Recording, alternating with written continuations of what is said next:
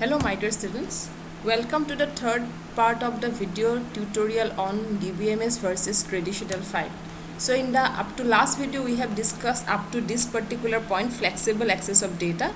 So today we will discuss from this onwards. So one of the major advantage of database management system over traditional file is controlling redundancy. So let's see this particular characteristic with a suitable example. Okay. For example, consider this particular file which we used to store using a traditional file processing system. So in traditional software development utilizing file processing, every user group maintains its own file for handling data processing application. Okay. So I told you in the last class that if I want to store or if I want to access this particular file using traditional file processing system, I have to write a program. So as I told you that every user group maintain its own file for handling its data processing application. For example, consider these two groups. One group might be interested in the date of admission related things of the students, okay, and other group which is the transcript group which will produce the mark sheet or the transcript will be interested in the CGPA of the students only. So this is the original file. So I have created for that particular user this information is necessary, so they have created their own file, and for this particular group of user this part is necessary, so they have created their own file. Now as you can see, there are some redundant informations are there, like name is present in here also, it's here also, okay. So the main file consists of roll numbers and all these redundant informations are there. So what is the problem with this redundant informations? This redundancy, storing the same data multiple times, leads to several problems. Okay, so I have what will be the problem? So the first problem is there is the need to perform a single logical update. So what do you mean by that? Suppose I want to enter the details of another student who is roll number 6 here.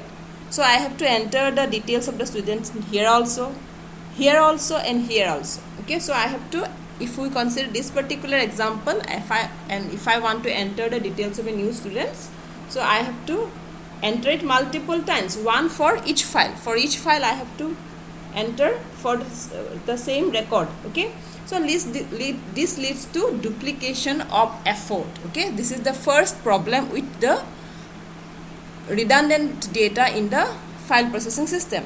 So second point is that storage space is wasted when the same data is stored repeatedly, and this problem may be serious for large databases. Okay, as you can see, storage space is wasted because we are storing the same information again and again.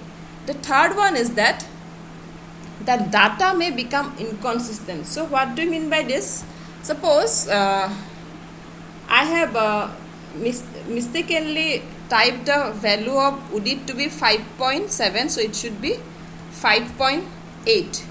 so I have updated the file here, but I forgot to update the file here. So in one file the data the CGPA of UDIT is 5.7, in another file the CGPA of the student UDIT is 5.8. now you can see the data is becoming inconsistent. Okay, so using traditional file system may lead to this particular problem because there are redundant informations are stored, which is overcome in DBMS. So DBMS is known to be that database management system which control redundancy. So this was the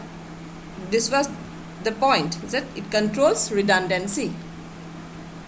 The next characteristics in terms of security in DBMS over traditional file system is restricting unauthorized access. Okay, because in database management system multiple users share a database, it is likely that most users will not be authorized to access all information in the database. So if we consider an example, financial data is often considered confidential, and therefore only those authorized persons are allowed to access the data. Okay, in addition, some users may be permitted only to retrieve the data, means only to retrieve the information whereas others are allowed both to retrieve and to update. So some users may only view data, but some users may be allowed to update the data. Okay, so the type of access operation, retrieval or update, must be controlled. Okay, generally user groups are given permissions, or they are given account numbers protected by password, which they can be used to gain access to a database. Okay, so database management system provides a security and authorizes subsystem, which is the role of the database administrator to create accounts and to specify account restriction. Okay, and the DBMS should then enforce these restrictions automatically in the database management system. Okay, and the next point that we are going to discuss is enforcing integrity constraint. Okay, so most database applications have certain integrity constants that must hold for the data. So if you consider it, DBMS should provide capabilities of defining and enforcing this constraint. The simple type of integrity constraint involves specifying data type for each data item. So for example, in this particular database, we may specify that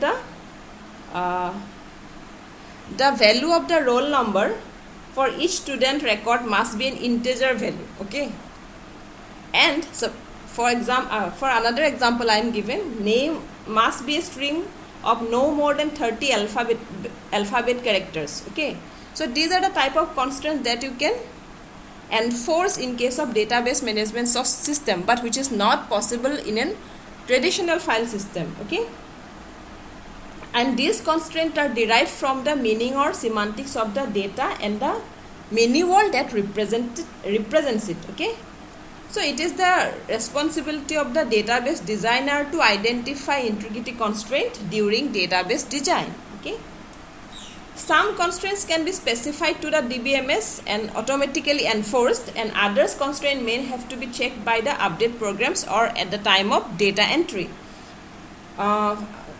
One more thing you have to consider, that suppose a data item may be entered erroneously and still satisfy the specified integrity constraint. For example, if a student receives a grade A, but a grade of C is entered in the database, the DBMS cannot discover this error automatically. Why? Because C is a valid value for the grade data types. If I consider grade to be a single character, then A, B, C, whatever grade you have to, C is a valid value for the grade data type. Such data entry errors can only be discovered manually. Okay, how?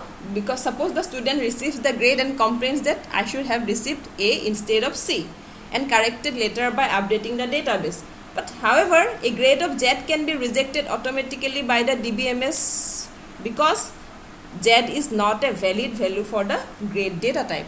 So these are the different characteristics or advantages of database management system which distinguish between DBMS over traditional file processing. Okay, so these are the reasons because of which DBMS emerges over traditional file processing system, or these are not only this, there are many of them, but these are some of the important reasons why we need to handle DBMS, we need to present DBMS over traditional file processing system. Okay, and one more thing you should know, that apart from this, another things can be there. Suppose DBMS also provides backup and recovery.